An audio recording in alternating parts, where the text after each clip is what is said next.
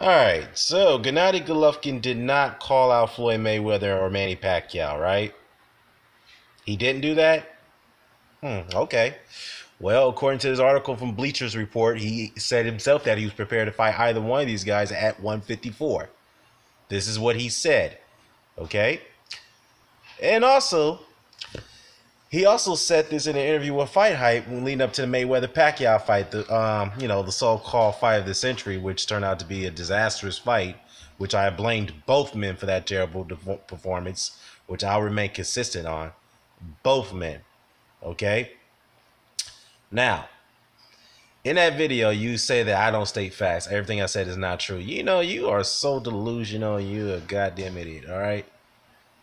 You really suffer from, from Alzheimer's. I really don't know what it is. I mean, I guess Father Time is really catching up on you. I don't know, really. But since you say I don't state the facts, I'm presenting them to you right here. In fact, I'm gonna post a link to the damn Bleacher Report article so you can take a read of its entirety, so you can take a look at Golovkin's statements on his approach to Manny Pacquiao. Him wanting to fight Manny Pacquiao, and of course Floyd Mayweather, which you had no problem with him calling him out. So, but it also gets better though, because Abel Sanchez a few months ago said that they were they're prepared to fight Manny Pacquiao at 154. Of course, that was met with ridicule and backlash, because we know Manny Pacquiao is a very, very small fighter who's a natural flyweight. We all know that, okay? But let me present you the statements too.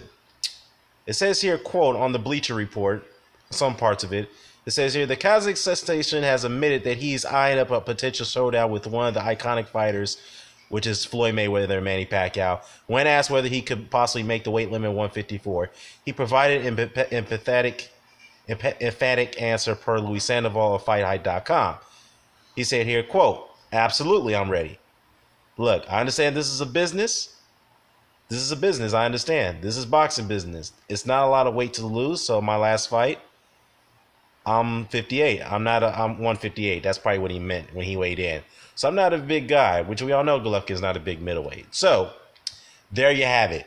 He called him out. And of course, there's a link to that Fight Hype interview online, so you can take a look at it. It's very short. It's very quick. It's very to the point. All right?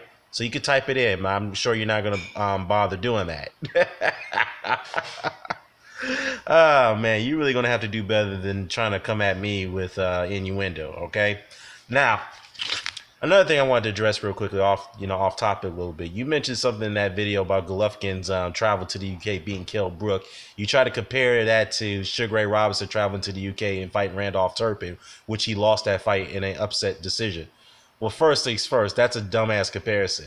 Randolph Turpin had more Hall of Fame fights than fucking Kell Brook. Okay. And Sugar Ray Robinson, Gennady Golovkin is nowhere near Sugar Ray Robinson, not even on the caliber of a fighter that he was. Okay? And you neglect to mention that Sugar Ray Robinson avenged that loss the very next fight by knocking out Randolph Turpin. Okay? So how the hell can you say? Because I know what you were trying to do in that video when you mentioned that. You were trying to propagate that as being more significant of Golovkin going over to the UK and beating Brook than Robinson going over to the UK, even though he lost that fight in a unanimous decision, but he whatnot. I mean that's just a stupid comparison. It's stupid. Okay? In fact, it's very laughable. All I gotta say is nice try. Then again, I don't know. I don't know what to say, but all I gotta say is I'm out. Peace. Oh, one more thing I forgot to mention. He also said that that my comeback video was just he said I made the comeback video that I made was I meant for it to be controversial. No, I did not. Okay, since you like to stalk me a lot, just like you like to stalk Max Rider 1 and Dream Chasing Boxing, Dante and Boxing Ego, etc., or 78. First things first, I did it because I like to speak my mind. I'm my own man. I say what I want to say.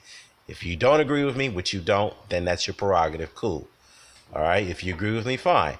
But I don't hate anybody who does not agree with me. But if you come at me with ridicule and condescending condescending slanders and you whatever it may be, then yeah, I have a problem with you. Okay.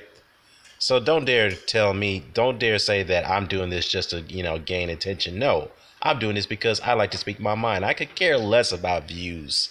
Okay. I don't need the YTBC. Okay. I do this because I love the sport. Okay. Point blank period. I studied it ever since I was a kid. I studied it in the in the mid 80s when I started watching the sport. So don't get upset because I like to study the sport and I like to look at numbers. I look at the number of title fights. I look at the fighters. I look at the past fighters and what they have accomplished and so forth. And don't get upset that I give them high praises compared to modern day fighters. That's my prerogative. All right. And another thing I have to add too is that you keep making this factual error about the Kovalev and Ward situation with their jab department. Ward outlanded Kovalev by 7 jabs. Okay, yes, it's not much, but the fact is he outlanded him in the jab department. Now, as far as Jacobs concerned, yes, he lost the jab department to Golovkin, but you neglect to mention that Jacobs outlanded Golovkin in power shots. It seems like none of you guys like to mention that very fact.